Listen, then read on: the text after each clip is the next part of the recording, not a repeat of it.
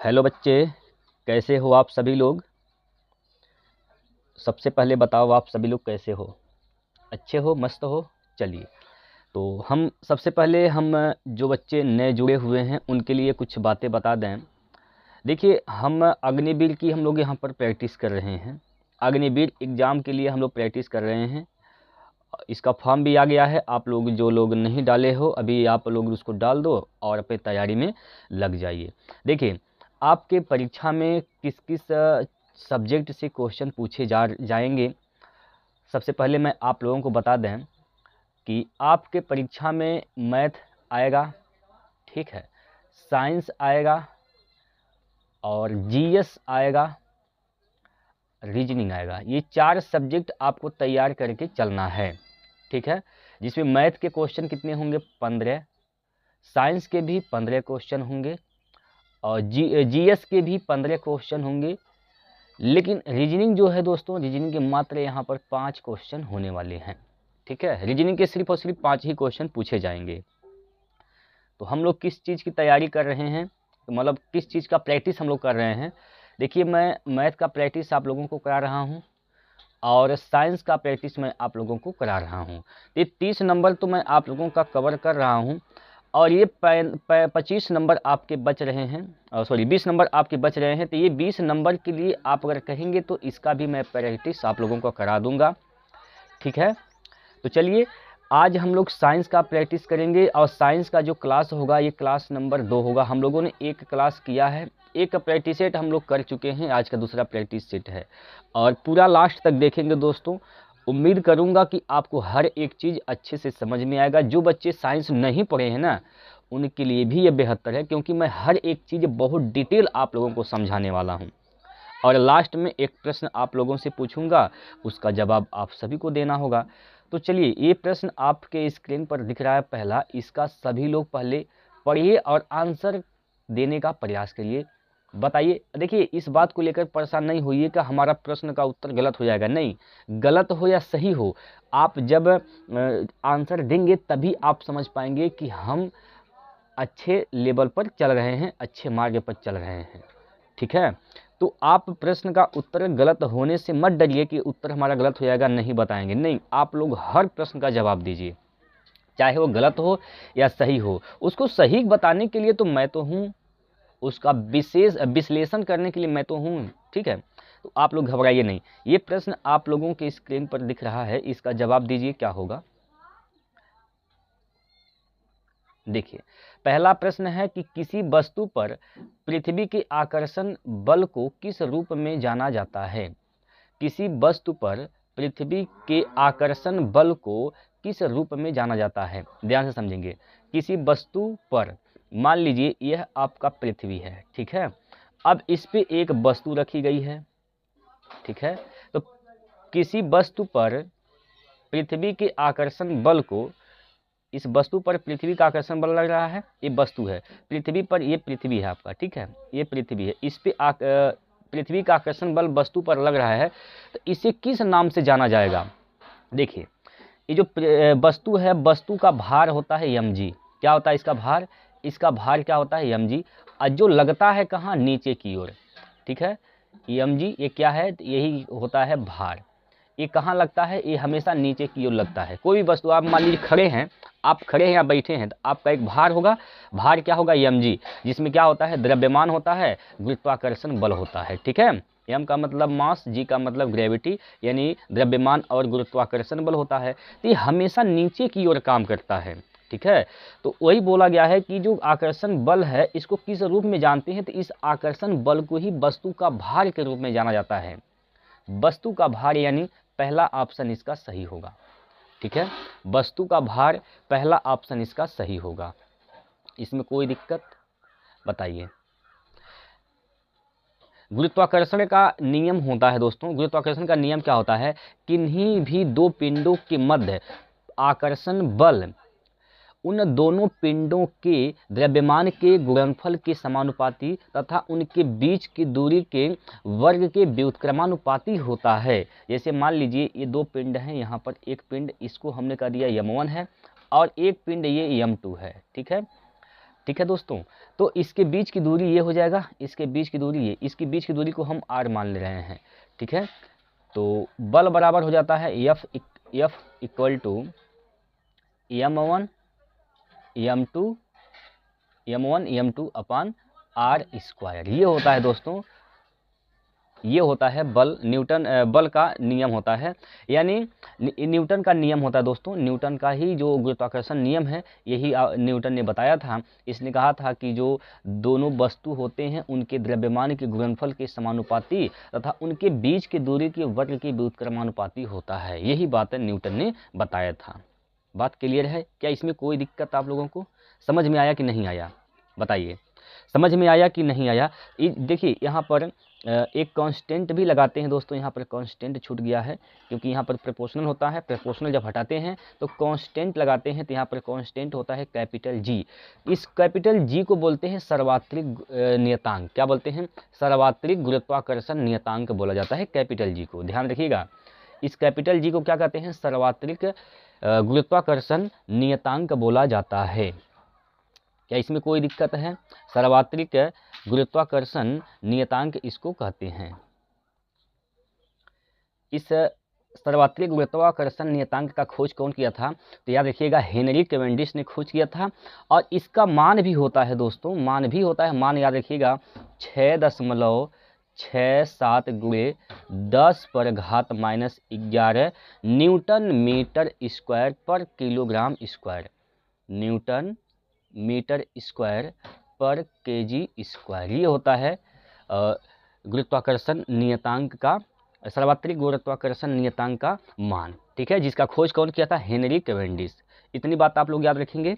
चलिए, एक आप लोग दोस्तों एक शार्ट नोट बनाइए दोस्त, एक शार्ट नोट बनाइए। हर एक चीज़ उसमें नोट करते रहिए जो आपके लायक है। हालांकि आपके लायक सभी चीज़ें हैं, ठीक है। तो आप एक शार्ट नोट बनाइए, उसमें नोट करते रहें। आइए इस क्वेश्चन की ओर। और दूसरा प्रश्न है, आप लोग इसका जवाब दीजिए, क्या होगा बताइए। इस प्रश्न का जवाब दीजिए क्या होगा। बहुत सिंपल सा प्रश्न है।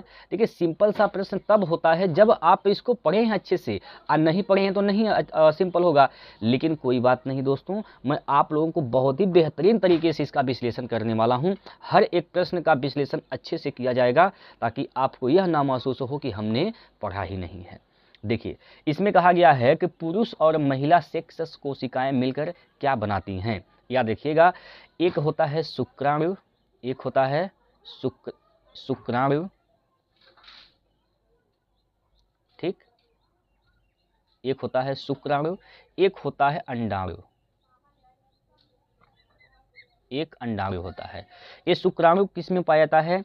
तो ये पुरुष में पाया जाता है। अंडाणु किस में पाया जाता है? ये महिला में पाया जाता है। अब ये शुक्राणु ये कहाँ से निकलते हैं? शुक्राणु का निर्माण कहाँ होता है? तो शुक्राणु का निर्माण होता है दोस्तों वृषण में, जिसको टेस्टिस बोलते हैं, ठीक है। और अंडाणु कहाँ का, अंडाणु का निर्माण कहाँ होता है? तो अंडाणु का निर्माण दोस्तों ये होता है, एक होता है दोस्तों अंडाशय, जिसमें अंडाशय होता है, उसमें अंडाणु का निर्माण होता है, यानी अंडा का निर्माण होता है, ठीक है। अंडाशय में अंडा का निर्माण होता है और वृषण में शुक्राणु का निर्माण होता है। देखिए, ये शुक्राणु गति कर सकते हैं, लेकिन ये अंडाणु गति नहीं करते हैं। जब ये दोनों मिलते हैं, जब ये दोनों मिलते हैं, तो जब मिलते हैं दोनों तो क्या होता है बताइए। जब शुक्राणु और अंडाणु मिलते हैं तो निषेचन की प्रक्रिया होती है। क्या होती है? निषेचन की प्रक्रिया होती है, ठीक है। निषेचन की प्रक्रिया होती है। और निषेचन होता कहाँ है दोस्तों? बहुत इंपॉर्टेंट प्रश्न है कि निषेचन कहाँ होता है। तो याद रखिएगा, निषेचन फैलोपियन ट्यूब में होता है। फैलोपियन ट्यूब जिसको बोलते हैं अंडवाहिनी। क्या बोलते हैं? अंडवाहिनी। इसी को कभी कभी डिंबवाही नलिका के नाम से भी जाना जाता है। अब कैसा होता है आपको बता दें। देखिए, इसका मैं फिगर बना रहा हूँ, आप लोग इसको ध्यान से समझिएगा।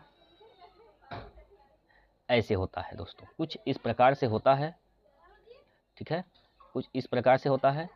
अब यहाँ पर दोस्त, यहाँ पर ऐसे, यहाँ कुछ ऐसे इस प्रकार से होता है। यही होता है आपका, ये जो होता है, ये जो होता है, इसी को बोलते हैं अंडाशय। इसको बोलते हैं अंडाशय। यही क्या है दोस्तों? यही भाग जो है, यही अंडाशय होता है। ये क्या है, ये अंडाशय भाग होता है, ठीक है। और इस पार्ट को फैलोपियन ट्यूब बोलते हैं, ये वाला, इधर भी वही चीज़ है, इसको भी फैलोपियन ट्यूब बोलते हैं, ठीक है। अब यहाँ से शुक्राणु अंदर प्रवेश करते हैं और यहाँ से अंडाशय से अंडा निकलता है। अब यहाँ पर जाते हैं, इधर भी जाते हैं, अब दोनों मिलते हैं तो कहीं मिल सकते हैं दोस्तों, फैलोपियन ट्यूब में कहीं मिलेंगे, जहाँ मिलेंगे निषेचन होगा। और निषेचन होने के बाद, निषेचन जब होता है तो क्या बनता है, युग्मनज का निर्माण होता है। क्या बनता है, युग्मनज का, युग्मनज का निर्माण हो जाता है, युग्मनज का निर्माण होता है। युग्मनज निर्माण से क्या होता है, युग्मनज से भ्रूण बनता है। भ्रूण का विकास कहाँ होता है, बहुत इंपॉर्टेंट प्रश्न आप लोगों के सामने आया कि भ्रूण का विकास क्या होता है। देखिए युग्मनज के बाद क्या होता है, भ्रूण बनता है, ठीक है, भ्रूण बनता है, भ्रूण। इस भ्रूण का विकास कहाँ होता है बताइए, सभी लोग अब आंसर दीजिए, भ्रूण का विकास कहाँ होता है। तो देखिए ये होता है दोस्तों गर्भाशय, ये पार्ट है गर्भाशय, ठीक है, ये गर्भाशय होता है और इसी गर्भाशय में भ्रूण का विकास होता है, ठीक है। इस गर्भाशय में क्या होता है, भ्रूण का विकास होता है। तो हमारा प्रश्न का उत्तर क्या होगा, इसमें बोला गया है कि पुरुष और महिला सेक्स कोशिकाएं मिलकर क्या बनाती हैं। तो ये पुरुष सेक्स कोशिका है, ये महिला सेक्स कोशिका है, ये दोनों मिलके क्या बनाते हैं, दोनों मिलते हैं तो निषेचन होता है। निषेचन के बाद क्या बनाते हैं, तो बनाते हैं युग्मनज। क्या बनाते हैं, युग्मनज बनाते हैं। तो ऑप्शन नंबर 2 इसका राइट आंसर होगा, ठीक है। अब बताइए इतने इस प्रश्न से आप लोगों ने कितने क्वेश्चन जाने, क्या क्या चीज़ आप जाने हैं। शुक्राणु का निर्माण कहाँ होता है, वृषण में। अंडाणु का निर्माण कहाँ होता है, अंडाशय में, ठीक है। गति कौन करता है, शुक्राणु। गति नहीं करता है, अंडाणु, ठीक है। ये दोनों मिलते कहाँ पर हैं, कहाँ मिलते हैं, फैलोपियन ट्यूब में, जिसको अंडवाही नलिका बोलते हैं या अंडवाहिनी भी बोलते हैं। मिलकर क्या बनाते हैं, क्या मिलते हैं तो क्या कहलाते हैं, मिलने के बाद क्या होता है, निषेचन होता है। निषेचन के बाद क्या बनता है, तो निषेचन के बाद युग्मनज बनता है। युग्मनज से क्या बनता है, तो भ्रूण बनता है। अब भ्रूण का विकास कहाँ होता है, तो भ्रूण का विकास गर्भाशय में होता है। बात क्लियर है, ये सब चीज़ें आप लोग अपने कॉपी में नोट करते रहेंगे। चलिए भाई अगला प्रश्न है, अब इसका जवाब दीजिए दोस्तों, इसका आंसर बताइए क्या होगा। देखिए आपको घबराने की आवश्यकता नहीं है, घबराना नहीं है दोस्तों, बस आराम से आप पढ़ते जाइए, आराम से आप देखते जाइए, चीज़ों को समझते जाइए और अपना शॉर्ट नोट बनाते जाइए दोस्तों। आइए, इसमें कहा गया है कि आपतन कोण किसके बीच होता है, आपतन कोण किसके बीच होता है, बताइए सभी लोग। आप सभी लोग बताएंगे कि आपतन कोण किसके बीच होता है। देखिए ध्यान से समझिए दोस्तों, यहाँ पर एक दर्पण है, इस पे पीछे लेप किया जाता है। ये लेप किसका किया जाता है, आप लोग बताएंगे कमेंट बॉक्स में। ये लेप जो होता है किसका किया जाता है, आप लोग कमेंट बॉक्स में इसका जवाब देंगे। अच्छा, अब यहाँ से एक किरण आती है जिसका नाम है आपतित किरण, ठीक है, और ये अभिलंब है, ये क्या है, अभिलंब है। अब यहाँ पड़ती है, इधर परावर्तित हो जाती है, ठीक है भाई।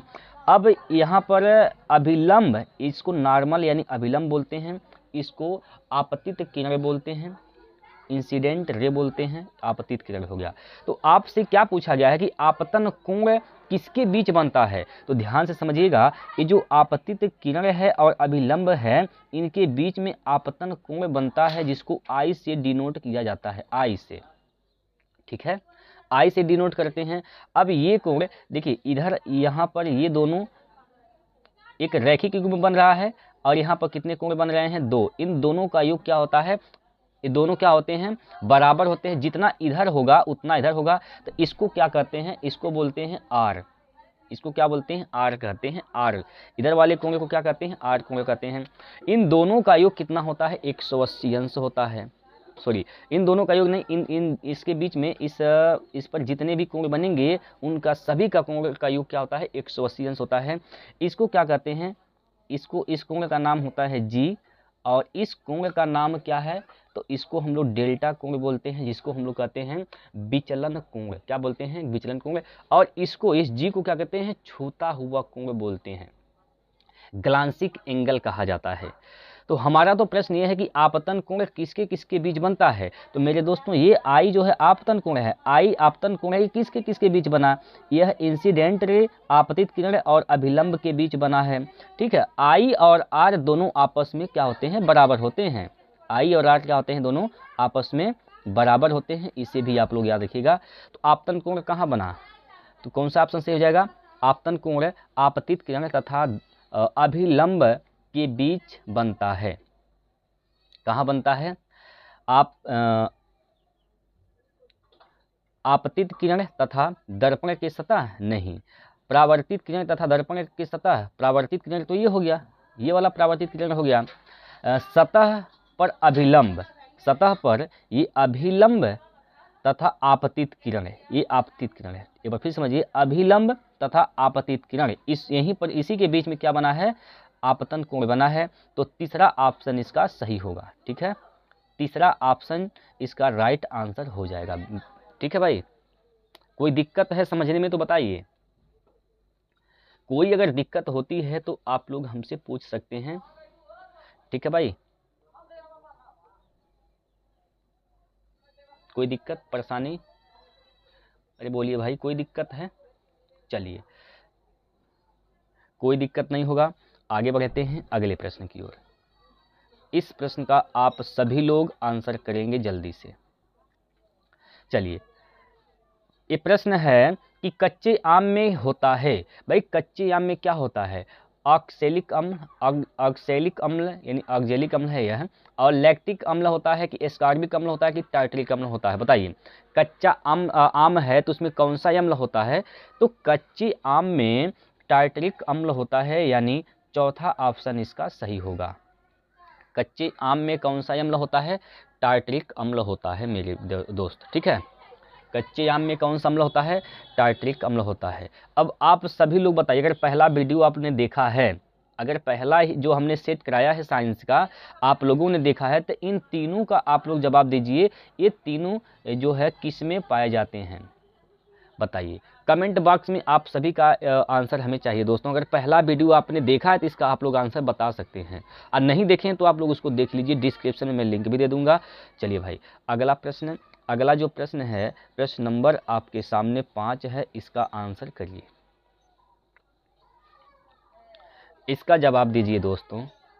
दूध का पीएच मान है, अब आपसे पूछा गया है कि दूध का पीएच मान क्या है, बताइए। दूध का पीएच मान क्या है, दूध का पीएच मान क्या होता है। पीएच की बात किया जाए अगर दोस्तों, पीएच का बात किया जाए अगर, पीएच क्या होता है, तो पीएच को बोलते हैं पोटेंजा ऑफ हाइड्रोजन, या इसी को पावर ऑफ हाइड्रोजन भी बोलते हैं, लेकिन अधिकतर पोटेंजा ऑफ हाइड्रोजन ही आता है। तो पोटेंजा ऑफ हाइड्रोजन, इसको याद रखेंगे। ये पीएच स्केल होता है जिसका खोज किया था सोरेनसन ने, और इसमें 0 होता है बीच में, 0 अगर है, सॉरी माफ कीजिएगा दोस्तों, इस 7 होता है, 7 होता है बीच में। 7 किधर चलेंगे, 8 9 10 11 12 13 14 तक होता है, और 1 से लेकर 14 तक होता है, और 7 बीच में होता है। तो यहाँ पर 1 2 3 4 5 6, ठीक है, ये 7 होता है। 1 से लेकर 14 तक ये पीएच स्केल पर नंबर होते हैं। अगर बीच में होता है 7, इस 7 किसी का पीएच मान अगर 7 है तो उसको उदासीन बोलते हैं, जैसे NaCl, ये जो होता है NaCl सोडियम क्लोराइड, ये उदासीन होता है। ठीक है, और अगर इस 7 से कम है तो उसको अम्लीय कहा जाएगा, 7 से अधिक है तो उसको क्षारीय कहा जाएगा। ठीक है, आपसे पूछा गया है कि दूध का पीएच मान क्या होता है, तो दूध का पीएच मान क्या होता है बताइए। दूध का पीएच मान कितना होता है, तो दूध का पीएच मान दोस्त कितना होता है, 6.6 होता है। कितना, 6.6 होता है। ठीक है, दूध का पीएच मान कितना होता है, तो 6.6, यानी ऑप्शन नंबर 3 इसका सही आंसर हो जाएगा। ठीक है, चलिए, पीएच मान से संबंधित और बातें हम लोग याद रखेंगे, जैसे शरीर अपना जो शरीर है कितने पीएच स्केल के परस्पर कार्य करता है, तो 7 से लेकर 7.8 है पीएच स्केल परास के बीच अपना शरीर कार्य करता है। अच्छा, कभी कभी आपसे भी पूछा जाता है कि जो वर्षा का जल होता है कितने पीएच मान से कम हो जाए तो अम्लीय वर्षा होने लगती है। तो वर्षा का जल का पीएच मान अगर 5.6 से कम हो जाता है, 5.6 से अगर कम हो जाता है तो अम्लीय वर्षा होने लगता है। अम्लीय वर्षा कहते हैं उसको, ठीक है, उसको क्या कहते हैं, अम्लीय वर्षा कहते हैं। दंत का क्षय कब होता है, दंत का क्षय तब होता है जब पीएच मान, ठीक है, दंत का क्षय कब होता है, जब मुंह का पीएच मान 5.5 से क्या हो जाए, कम हो जाए, तो दंत क्षय होता है, दंत क्षय होने लगता है। ठीक है, बात क्लियर है दोस्तों, कोई दिक्कत इसमें? आप लोगों ने इतना बात आपने सीखा, समझा, नोट किया आप लोगों ने? चलिए, तो इसका जो राइट आंसर क्या है, दूध का पीएच मान कितना होता है, 6.6 होता है, याद रखिएगा। चलिए अगला प्रश्न, सामान्य टीवी रिमोट कंट्रोल में प्रयोग की जाने वाली तरंगें होती हैं। जो सामान्य टीवी रिमोट कंट्रोल जो होता है दोस्तों, टीवी का जो रिमोट होता है ना, आपके घर में भी होगा टीवी, तो उसका जो रिमोट है उसमें देखिएगा, उसमें एक बल्ब लगा होता है, उसमें से एक तरंग निकलती है जो आपको दिखाई नहीं देगा। देखिए, आप कभी भी देखिएगा दोस्तों, टीवी का रिमोट जब आप किसी बटन को दाबेंगे तो टीवी में काम करता है, लेकिन उसमें लाइट जलता है, लाइट वो दिखता नहीं है, क्योंकि वो तरंग है दोस्तों, तरंग दिखता नहीं है।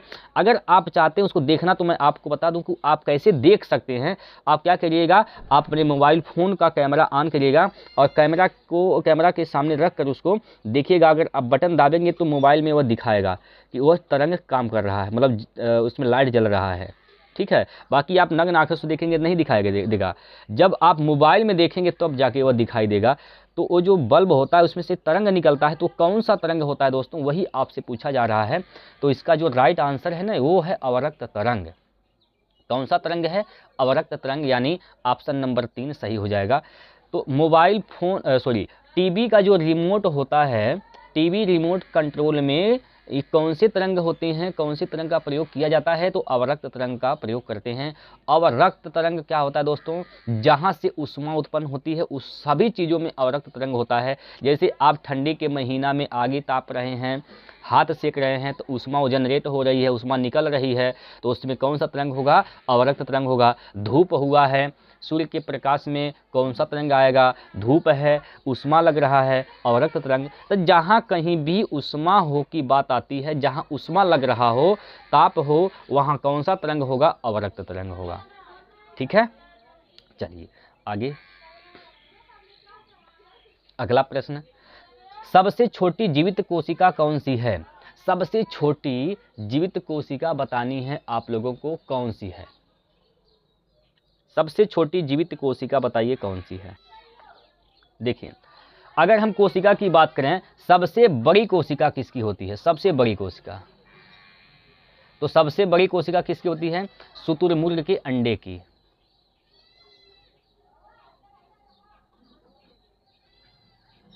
शुतुरमुर्ग की अंडा, ठीक है, शुतुरमुर्ग के अंडे की सबसे बड़ी कोशिका होती है। सबसे छोटी कोशिका किसकी होती है, तो माइकोप्लाज्मा का होता है, दूसरा ऑप्शन इसका सही होगा। ठीक है, लेकिन अगर हम वही मानव में बात करें दोस्तों, मानव में बात किया जाए, मानव में अगर मानव में बात किया जाए कि सबसे छोटी सबसे बड़ी किसकी होती है, सबसे लंबी किसकी होती है, तो 3 बातें यहाँ से लिखिएगा। एक है बड़ी, बिग, बड़ा लिख रहा हूँ, स्मॉलेस्ट, छोटा, और लॉन्ग है, मतलब लंबा।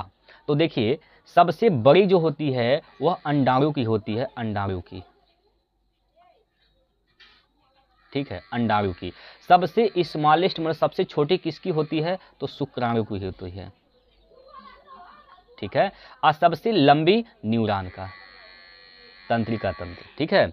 तो मानव में अगर बात किया जाए, सबसे बड़ी किसकी होती है, अंडाणु की, छोटी किसकी होती है, शुक्राणु की, लंबी किसकी होती है, न्यूरॉन यानी तंत्रिका तंत्र की होती है। लेकिन अगर यूनिवर्सल में वैसे ही पूछा जाए कि संसार में सबसे बड़ी कोशिका किसकी होती है, तो आप बताएंगे सर सबसे बड़ी जो कोशिका होती है शुतुरमुर्ग की अंडे की होती है। लेकिन आपका प्रश्न यह है कि सबसे छोटी कोशिका किसकी होती है, तो माइकोप्लाज्मा की होती है। इन सब बातों को नोट कर लीजिएगा। चलिए आगे अगला प्रश्न है, प्रश्न नंबर 8वां। 8वां क्वेश्चन है, इसमें कहा गया है कि निम्नलिखित में से कौन प्राथमिक रंग है। अच्छा, प्राथमिक रंग क्या होता है, तो देखिए प्राथमिक रंग कैसे याद रखेंगे, सबसे पहले लिखिए नीला, नीला, इस ला से बन जाएगा लाल, लाल, और एक रंग और होता है दोस्तों हरा। भाई लाल, लाल जहां आया तो वहां हरा भी अबे करेगा, ठीक है, लाल जहां आया तो वहां हरेबे करेगा। तो नीला, लाल और हरा ये प्राथमिक रंग होते हैं। क्या होता है, इसको प्राथमिक रंग कहा जाता है। तो कौन सा ऑप्शन सही है भाई, नीला, लाल, हरा, नीला, लाल, हरा, यानी पहला ऑप्शन इसका सही होगा। ठीक है, पहला ऑप्शन इसका सही है। अगला क्वेश्चन बताइए, चलिए इसका जवाब दीजिए दोस्तों। इस प्रश्न का उत्तर बताइए क्या होगा। देखिए प्रश्न है कि रक्त के थक्के बनाने में मदद के लिए शरीर द्वारा किस विटामिन का उपयोग किया जाता है। देखिए रक्त का थक्का बनाने में कौन सा विटामिन मदद करती है, तो रक्त का थक्का बनाने में कौन सी विटामिन मदद करती है, तो विटामिन के। कौन सा विटामिन, विटामिन के। ठीक है, रक्त का थक्का बनाने में कौन सी विटामिन मदद करती है, तो विटामिन के मदद करती है। लेकिन अगर आपसे पूछा जाए कौन सा प्रोटीन होता है रक्त का थक्का बनाने में काम करता है, प्रोटीन की बात किया जाए अगर प्रोटीन, रक्त का थक्का बनाने वाला प्रोटीन, तो क्या बताएंगे, फाइब्रिनोजेन नामक प्रोटीन, फाइब्रिनोजेन। ठीक है, फाइब्रिनोजेन ये प्रोटीन होता है जो रक्त का थक्का बनाने में काम करता है। अगर विटामिन की बात करेंगे तो विटामिन के, प्रोटीन की बात करेंगे तो फाइब्रिनोजेन नामक प्रोटीन। लेकिन दोस्तों रक्त का थक्का बनाने में काम करता है, ठीक है, लेकिन हमारे शरीर के अंदर अगर ये प्रोटीन पाया जाता है, विटामिन पाई जाती है, तो हमारा तो शरीर का रक्त पूरा थक्का बन जाएगा। लेकिन क्या थक्का बनता है, नहीं, हमारी नसों में रक्त संचार करता रहता है, चलता रहता है।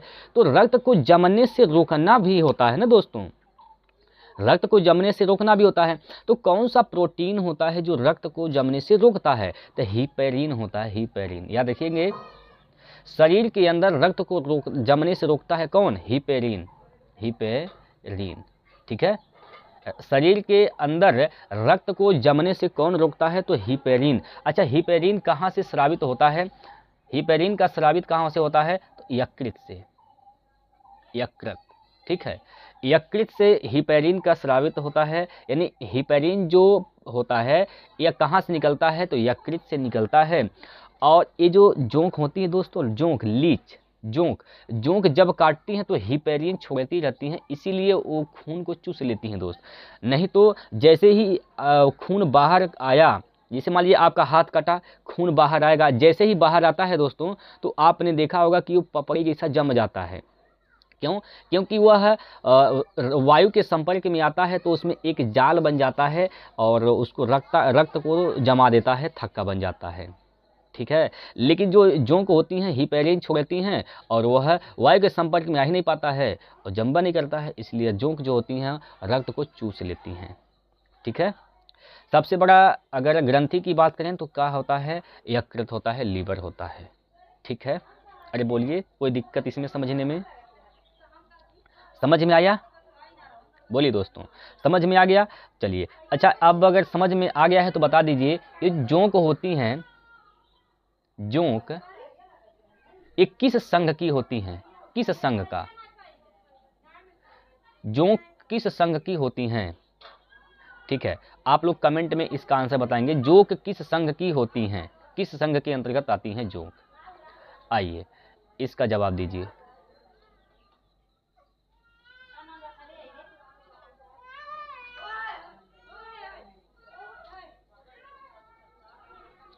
चलिए भाई, ये जो प्रश्न है इसमें कहा गया कि फूल का कौन सा भाग बीज बनाता है, बताइए फूल का कौन सा भाग बीज बनाता है।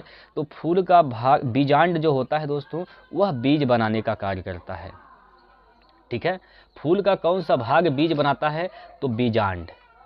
ठीक, बीजांड जो होता है वह क्या करता है, बताइए, बीजांड क्या करता है, फूल का क्या बनाता है, बीज का निर्माण करता है बीजांड। ठीक है, कोई दिक्कत इसमें, कोई दिक्कत हो तो बताइए, कोई दिक्कत नहीं है।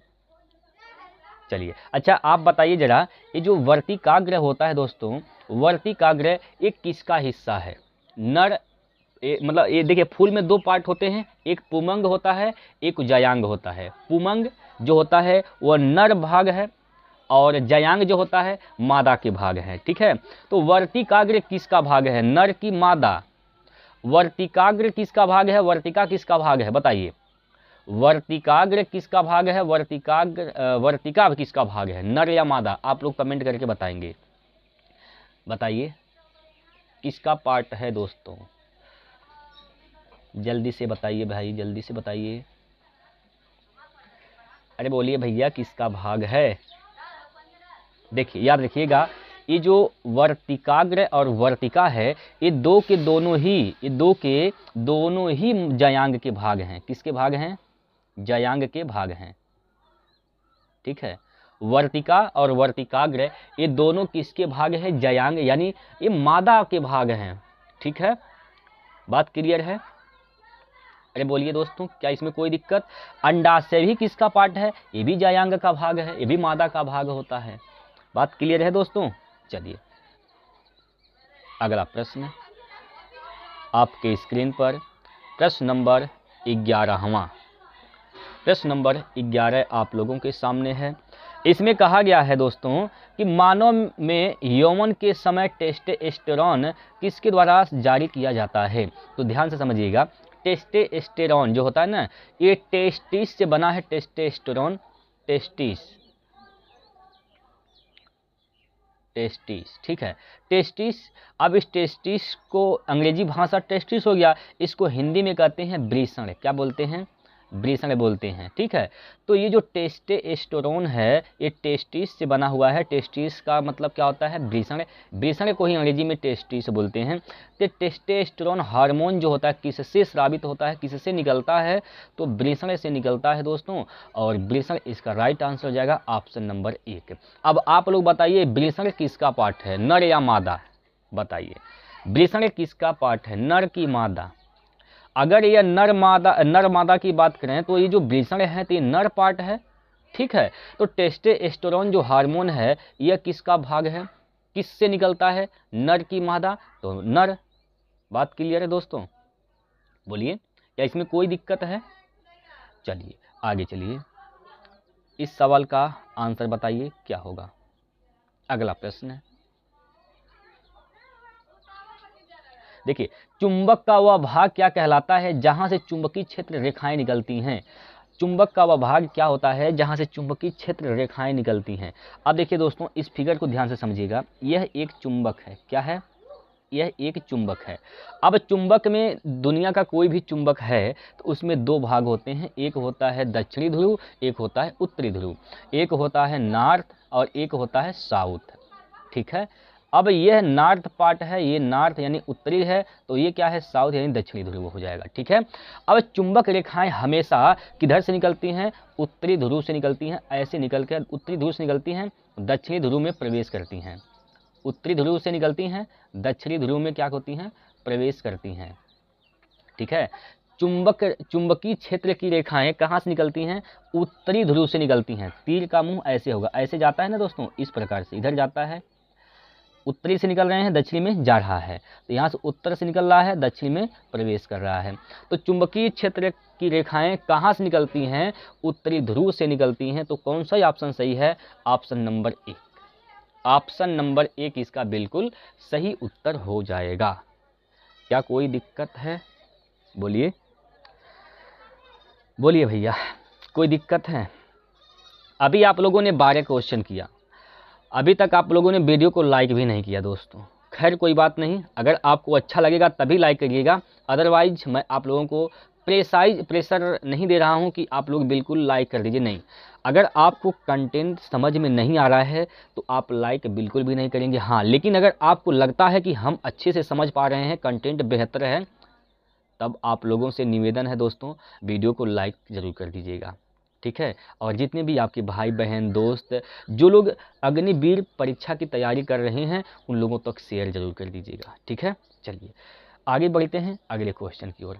अगला जो प्रश्न है वो प्रश्न नंबर 13 आपके स्क्रीन पर है, इसका आंसर बताइए। देखिए, मैग्नीशियम ऑक्साइड का रासायनिक सूत्र क्या होता है? मैग्नीशियम ऑक्साइड, जिसको हम क्या कहते हैं, MgO बोलते हैं, मैग्नीशियम ऑक्साइड। तो मैग्नीशियम ऑक्साइड का रासायनिक सूत्र क्या हो जाएगा? MgO।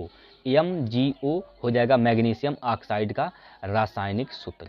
बात क्लियर है दोस्तों? कोई दिक्कत, कोई परेशानी नहीं है? अच्छा, तो इसका तो आंसर कौन सा सही है? ऑप्शन नंबर 3 सही है। लेकिन हम हर एक प्रश्न, हर एक विकल्प को यहाँ पर विश्लेषण करने का प्रयास कर रहे हैं दोस्तों। तो ये पहला किसका सूत्र है? क्या बोलेंगे? MgCO2। MgCO2 इसको मैग्नीशियम कार्बोनेट बोलते हैं। क्या बोलते हैं? मैग्नीशियम कार्बोनेट बोलते हैं। अच्छा, MgO2 को क्या बोलते हैं? मैग्नीशियम डाइऑक्साइड कहते हैं। MgOH का होल ट्वाइज है, इसको क्या कहेंगे? मैग्नीशियम हाइड्रोक्साइड बोलते हैं। ठीक है, क्या तीनों बात आप लोगों ने लिख लिया? एक बार फिर समझिए। पहला वाला जो है MgCO2 मैग्नीशियम कार्बोनेट, ठीक है, मैग्नीशियम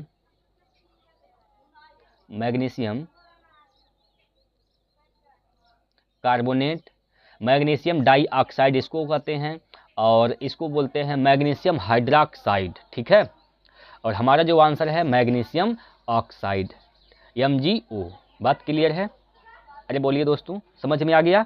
आइए अगला प्रश्न, प्रश्न नंबर 14वां। प्रश्न नंबर 14 आप लोगों के स्क्रीन पर, आप लोग इसका जवाब देंगे। मधुमेह का उपचार करने के लिए उपयोग किया जाने वाला इंसुलिन हार्मोन का आविष्कार किसने किया था? ये जो इंसुलिन हार्मोन है दोस्तों, ये मधुमेह यानी डायबिटीज की जो रोगी होते हैं उनको ये हार्मोन दिया जाता है, इसका इंजेक्शन लगाया जाता है दोस्तों। तो इसका आविष्कार कौन किया था? ये है आपका क्वेश्चन, बताइए। तो इसका आविष्कार करने वाला, इंसुलिन हार्मोन का आविष्कार करने वाला वैज्ञानिक का नाम है फ्रेडरिक बेंटिक। क्या है? फ्रेडरिक बेंटिक, यानी ऑप्शन नंबर 1। फ्रेडरिक बेंटिक ने इंसुलिन हार्मोन का खोज किया था। बात क्लियर है? चलिए अगला प्रश्न, प्रश्न नंबर 15, और ये इस सेट का लास्ट प्रश्न होगा, लेकिन अभी आपको जाना नहीं है। लास्ट में आपको एक प्रश्न मैं दे रहा हूं, उसका आप लोग आंसर कमेंट का बॉक्स में बताएंगे। चलिए भाई, ये प्रश्न है कि वह पदार्थ जिसमें कड़वा स्वाद होता है और जो नीले लिटमस का रंग नहीं बदलता है वह कहलाता है। देखिए, जो स्वाद में कैसा होता है? कड़वा, और कड़वा जो होता है उसको क्या कहते हैं? क्षार कहते हैं। क्षार, क्या कहते हैं? क्षार कहते हैं। ठीक है, तो इसका राइट आंसर क्या है? क्षार। अभी अम्ल है दोस्तों, अम्ल क्या है? स्वाद कैसा होता है? तो इसका स्वाद कैसा होता है? तो इसका स्वाद खट्टा होता है। स्वाद कैसा होता है? तो स्वाद इसका खट्टा होता है। अम्ल का स्वाद खट्टा। अम्ल क्या, अम्ल का काम क्या होता है? अम्ल नीले लिटमस पेपर को लाल कर देता है। ठीक है, अम्ल नीले लिटमस पेपर को क्या कर देता है? लाल कर देता है। ठीक है, कोई दिक्कत है यहाँ पर?